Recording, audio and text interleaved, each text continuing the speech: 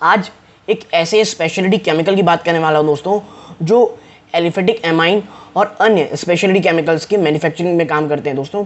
और जो प्रोडक्ट ये बनाते हैं, जो चीज़ ये मैन्युफैक्चर करते हैं, वो जिन क्षेत्रों में यूज़ होता है वो इस प्रकार के रहते हैं।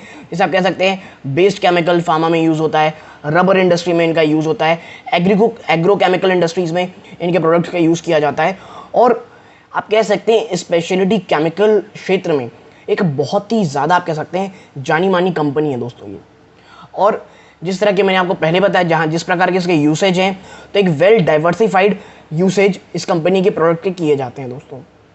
आज जब मैं ये वीडियो बना रहा हूँ, लगभग स्टॉक आप कह सकते हैं 2-2.5% से ज़्यादा की तेज़ी दिखा रहा है और एक बहुत ही तगड़े रेजिस्टेंस को तोड़ करके मुझे लगता है बाजार को ये क्लोज करने टाइम होगा दोस्तों। मैं ये वीडियो लगभग 2:30 बजे के आसपास बना रहा हूँ और स्टॉक अभी भी काफ़ी मजबूती से ऊपर टिका हुआ है दोस्तों। आज आप कह लीजिए वीकली एक्सपायरी है, तो जब कह लीजिए आप जब बाजार बंद होगा किस तरह की चाल रहेगी ये मुझे नहीं पता, लेकिन इस तेज़ी के कारण मुझे लगता है स्टॉक में बात करना बहुत ज़रूरी है कि जब इसके Q1 के नतीजे आए दोस्तों, तो दो बड़ी ब्रोकेज कंपनीज ने आप कह सकते हैं, एक ने सेल का और दूसरे ने न्यूट्रल का टारगेट दिया था और उसके बाद से ये तेज़ी शानदार देखने को मिल रही है।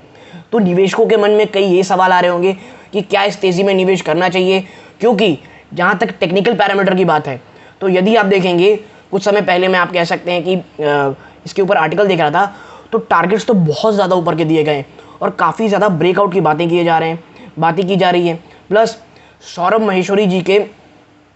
मुखर्जी जी के मैं एक इंटरव्यू देख रहा था, वहाँ पे इन्होंने इस स्टॉक को स्पेसिफिकली बहुत ज़्यादा फ़ायदा होगा इस किस मैटर में, चाइना में जो स्लो डाउन चल रहा है।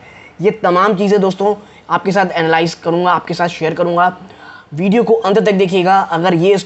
अगर आप इसमें निवेशित हैं या निवेश करने की सोच रहे हैं, ये वीडियो आपके कह लीजिए स्टडी मटेरियल के रूप में काफ़ी हद तक काम आ सकती है। वीडियो को अंत तक देखिएगा, आपको बहुत सारी चीज़ों का जो डाउट अगर होगा वो क्लियर हो जाएगा। और यदि अन्य कोई सजेशन होंगे कमेंट बॉक्स में ज़रूर दीजिएगा। नमस्कार दोस्तों, मेरा नाम है अमिताभ मिश्रा और आज बात करने वाला हूँ दोस्तों एल्काइल एमाइंस की। देखिए, मैंने आपको बताया किस मैन्युफैक्चरिंग क्या ये मैन्युफैक्चर करते हैं। अभी ये है दोस्तों कि आप जो तेज़ी देख रहे हैं ना, क्रूड ऑयल में जो एक बड़ी कमज़ोरी उसके प्राइसेस में देखने को मिल रही है।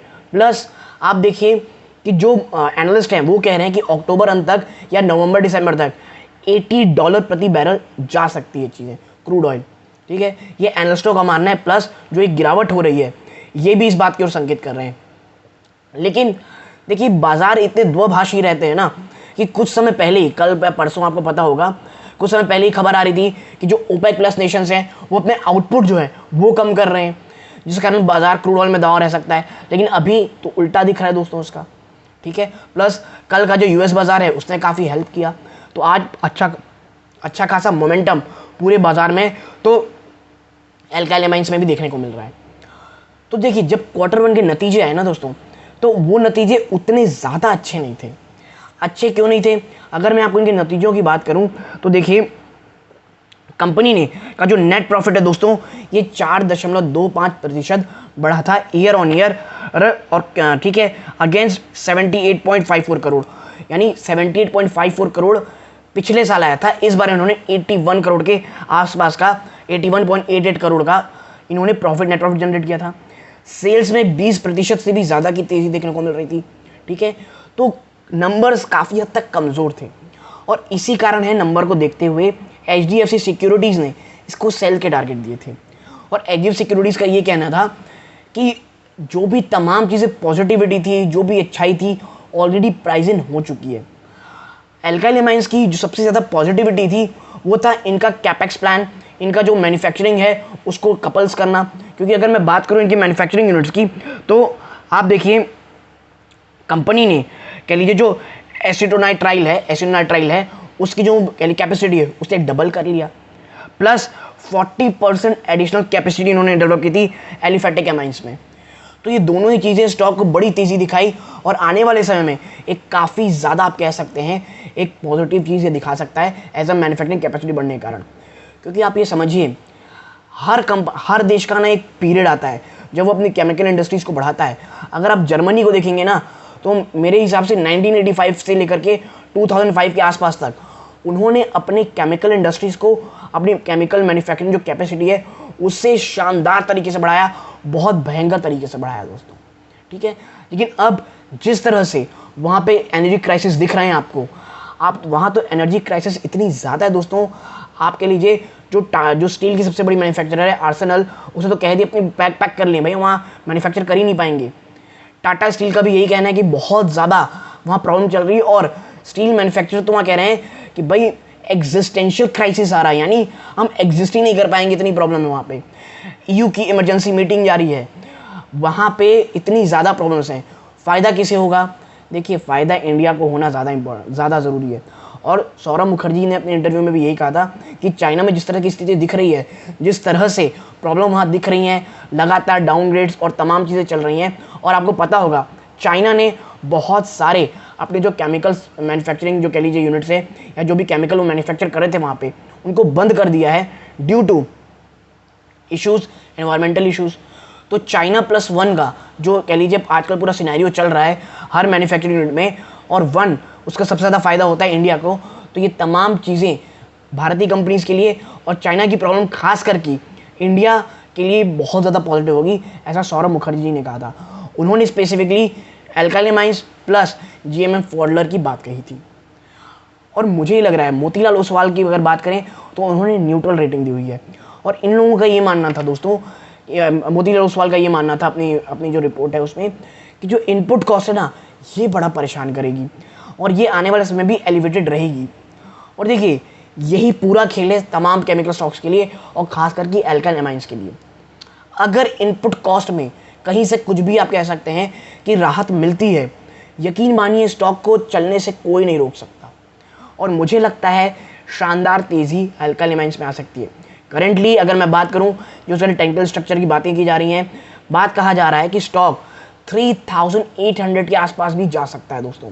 स्टॉप लॉस 2800 टू 2900 के आसपास की बातें चल रही हैं, लेकिन स्टॉक सीधा 3800 तक जा सकता है। मैं आप हमेशा आपको पता होगा ज़्यादा टेक्निकल ज़्यादा उसमें बात नहीं करता, मुझे स्टॉक के फंडामेंटल्स देखने रहते हैं। स्टॉक के फंडामेंटल्स बहुत अच्छे दोस्तों। प्राइस कट को लेकर के उन्होंने बहुत मेहनत की है। जो कंपनी है लगातार जो इनपुट कॉस्ट को घटाने के लिए तमाम स्टेप्स उठा रही है। क्रूड ऑयल में अगर गिरावट होती है, लिटरली में $80-85 भी हो जाते हैं, बहुत ज़्यादा फ़ायदा होगा।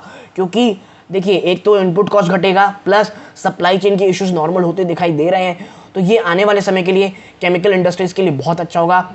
यूरोप में एनर्जी क्राइसिस हमारे लिए बहुत ज़्यादा अच्छी है, एक अपॉर्चुनिटी होगी, और इस अपॉर्चुनिटी का फ़ायदा एल्काइल एमाइंस अपनी कैपेसिटी बढ़ाने के लिए लगातार मेहनत कर रहा है दोस्तों।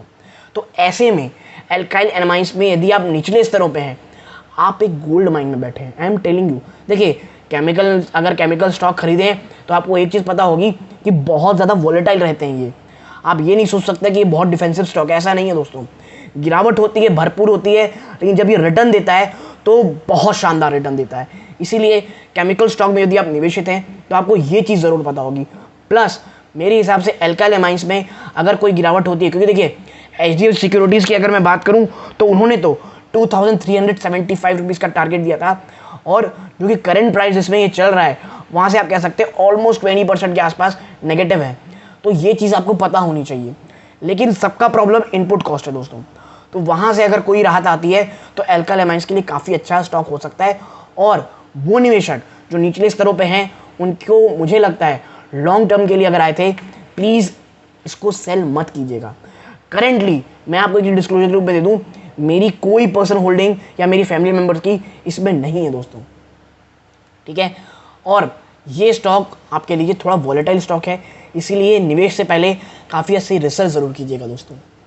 और यहाँ तक जुड़े रहे, अपना कीमती समय दिया, इस बात का आप सबको बहुत बहुत धन्यवाद दोस्तों। ये इस वीडियो का अंत है। जय हिंद दोस्तों।